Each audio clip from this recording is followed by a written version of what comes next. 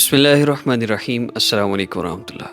Kashif Mahmood voice کے معزز سامعین، حضرت مہدی کے معاون 3 قوتیں ہوں گی، جن میں صالح اور قابل مسلمان ہوں گے، دوسرے وہ نیک بخت یہودی ہوں گے جو اسلام قبول کر لیں گے، تیسرے وہ سعادت مند عیسائی اور ان کا تجربہ اور ٹیکنالوجی ہوگا، یہودیوں کا سرمایہ اور علم اور عیسائیوں کا تجربہ اور ٹیکنالوجی۔ پھر حضرت مہدی کی قابلیت، ذہانت، جرأت اور ان کے ساتھ غیبی ہدایت، یعنی ہر موقع پر درست فیصلے کی صلاحیت بھی ہوگی۔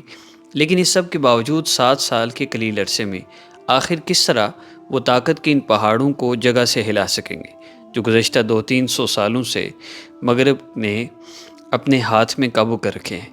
اس سوال کا جواب یہ ہے کہ ظاہر میں سنت کی کامل اتباع اور باطن میں رب تعالی سے کامل تعلق کی برکت سے اللہ پاک ان کی جہد اور جہاد اور قتال میں ایسی برکت عطا فرمائے گا کہ کائنات میں کار فرما غیبی قوتیں ان کے ساتھ ہو جائیں گی۔ مغرب کی دجالی طاقت محض مادہ پرستی پر مبنی ہے۔ مادہ اللہ کی نظر میں پست اور حقیر ہے۔ اللہ تعالیٰ کو پرواہ نہیں کہ وہ حقیر اور نفس پرست لوگوں کو یہ حقیر چیزیں دیں۔ اس کے مقابلے میں حضرت مہدی اور حضرت عیسیٰ علیہ السلام بلند مرتبہ روحانی شخصیات ہوں گی۔ ان کو غیر معمولی کراماتی اور معجزاتی طاقت دی جائے گی۔ دنیا کے ختم ہو جانے کا وقت قریب ہے، اس لیے میں تمہیں اللہ اور اس کے رسول صلی اللہ علیہ وسلم کی اطاعت، قرآن کریم کے احکام پر عمل، باطل کے ختم کرنے اور سنتوں کو زندہ کرنے کی دعوت دیتا ہوں۔ بیعت کے بعد حضرت مہدی کا پہلا خطبہ یہ ہوگا۔ حضرت مہدی کو اللہ تعالیٰ ایک رات میں صلاح کے بلند مقام تک پہنچا دیں گے۔ حضرت مہدی کے خلاف نکلنے والا لشکر، جس کا سربراہ سفیانی نام کا شخص ہوگا، وہ زمین میں دھسا دیا جائے گا۔ حضرت ابو ہریرہ رضی اللہ تعالیٰ عنہ سے روایت ہے کہ ایک مرتبہ حضور صلی اللہ علیہ وآلہ وسلم نے صحابہ کرام رضی اللہ عنہم سے پوچھا، کیا تم نے کسی ایسے شہر کے متعلق سنا ہے جس کی ایک جانب خشکی اور دوسری جانب سمندر ہو؟ صحابہ نے عرض کیا، جی ہاں یا رسول اللہ صلی اللہ علیہ وسلم۔ فرمایا، قیامت اس وقت تک قائم نہیں ہوگی جب تک کہ بنی اسحاق کے 70,000 افراد اس شہر کے لوگوں سے جہاد نہ کر لیں۔ چنانچہ مجاہدین جب وہاں پڑاؤ کریں گے تو نہ اسلحہ سے لڑیں گے اور نہ تیر پھینکنے کی نوبت آئے گی، صرف ایک مرتبہ لا الہ الا اللہ واللہ اکبر کہنے سے شہر پناہ کا ایک حصہ گر جائے گا۔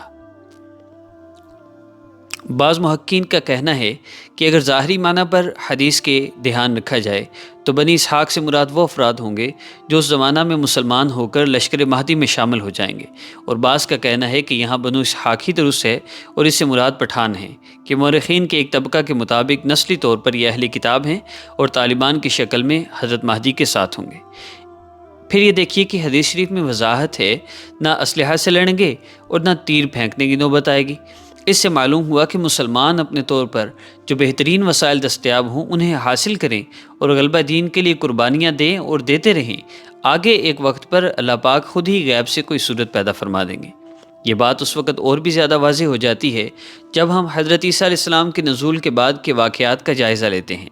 حضرت عیسیٰ علیہ السلام جس دن فجر کی نماز میں نازل ہوں گے، اس دن فجر کے بعد وہ دجال اور اس کی یہودی فوج امریکن اور اسرائیل آرمی کے خلاف جہاد شروع کریں گے۔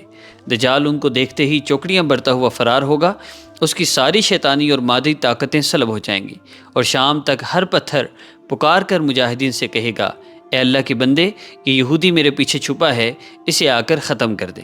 اب بتائیے، جب دجال ان کو دیکھتے ہی پگھلنا شروع ہو جائے گا، شاید وہ $6 ملین مین یا ٹرمینیٹر کی طرح جزوی طور پر دھات پر مشتمل انسان ہوگا، فتنہ پرداز یہودی مجاہدین کے ہاتھوں شام تک برباد ہو جائیں گے۔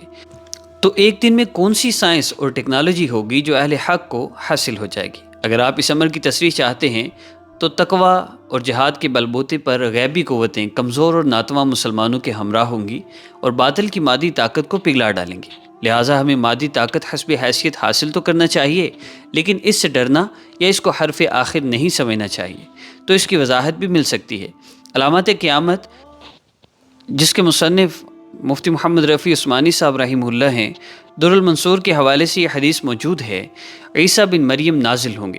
حدیث مبارکہ کے الفاظ سنیے، عیسیٰ بن مریم نازل ہوں گے، پس لوگوں کی آنکھوں اور ٹانگوں کے درمیان سے تاریکی ہٹ جائے گی، یعنی اتنی روشنی ہو جائے گی کہ لوگ ٹانگوں تک دیکھ سکیں گے۔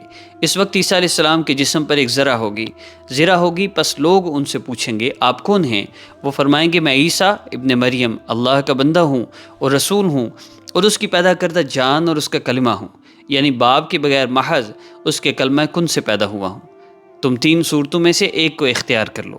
نمبر 1، اللہ دجال اور اس کی فوجوں پر بڑا عذاب آسمان کا نازل کر دے۔ نمبر 2، ان کو زمین میں دھنسا دے۔ نمبر 3، یا ان کے اوپر تمہارے اسلحہ کو مسلط کر دے اور ان کے ہتھیاروں کو تم سے روک دے۔ تینوں میں سے جو تم چاہو اس کو چن لو۔ مسلمان کہیں گے اے اللہ کے رسول، یہ آخری صورت ہمارے لیے اور ہمارے قلوب کے لیے زیادہ طمانینت کا باعث ہے، چنانچہ اس روز تم بہت کھانے پینے والے اور ڈھیل اور ڈھول والے یہودیوں کو بھی دیکھو گے کہ ہیبت کی وجہ سے اس کا ہاتھ تلوار نہ اٹھا سکے گا۔ بس مسلمان پہاڑ سے اتر کر ان کے اوپر مسلط ہو جائیں گے، اور دجال جب عیسیٰ ابن مریم کو دیکھے گا تو سیسا کی طرح پگھلنے لگے گا، حتیٰ کہ عیسیٰ علیہ السلام اسے جا لیں گے اور قتل کر دیں گے۔ اب بتائیے، جب نتیجہ ہی تقویٰ اور جہاد مسلسل کی برکت سے دشمن کے ہتھیار ناکارہ ہونے اور مسلمانوں کی طویل جدوجہد کے بعد انہیں یہود پر مسلط کیے جانے پر موقوف ہے، تو پھر اس بات کا افسوس کا کیا فائدہ اس کا کہ دشمن کے پاس یہ ہے اور وہ ہے، اور اس پر دل جلانے سے کیا حاصل کہ ہمارے پاس یہ نہیں اور وہ نہیں۔ ہمیں اس بات پر کبھی پریشان نہیں ہونا چاہیے کہ فلاں کمپیوٹرائز سسٹم ہمارے پاس نہیں، یا ہم اتنے فٹ اونچی اڑان نہیں بڑھ سکتے۔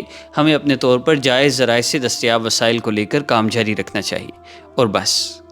مادی طاقت سے مرعوب ہونے کی ضرورت ہے، نہ اس پر فکر مند ہونے کی کہ ہم ان کے برابر آئے بغیر کس طرح ان پر غلبہ پائیں گے۔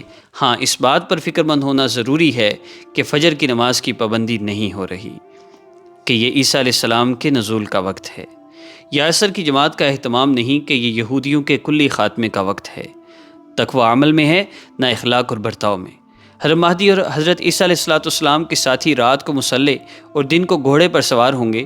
ہم میں رات کو عابد، شب زندہ دار اور دن کے وقت کتنے شاہ سوار ہیں۔ جہاد کو حرام یا دہشت گردی کہنے والوں کے پراپیگنڈے سے کوئی متاثر تو نہیں ہو گیا۔ حضرت مہدی کے ساتھ وہی ہوں گے جو آخری وقت تک ساری دنیا کی مخالفت اور ملامت کی پرواہ کیے بغیر جہاد کی بابرکت سنت پر ڈٹے رہیں گے۔ جہاد کی جسمانی، ذہنی، نظریاتی، عسکری تربیت سے تو کوئی غافل نہیں۔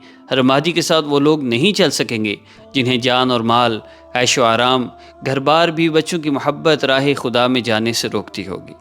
حضور صلی اللہ علیہ وسلم نے فرمایا میری امت میں سے ایک جماعت قیامت تک مسلسل حق پر قتال کرتی رہے گی اور غالب رہے گی۔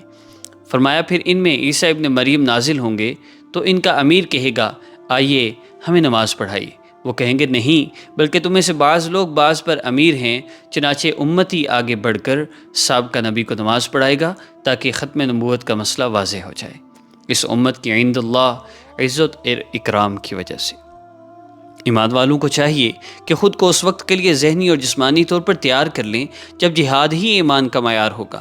ہر مہدی کے ساتھ وہی جا پائے گا جس نے پہلے سے جہاد کی تیاری کر رکھی ہوگی، ورنہ عین وقت پر تو سب ٹھاٹھ پڑا رہ جائے گا جب لات چلے گا بنجارا، پھر تو کچھ بھی ممکن نہیں۔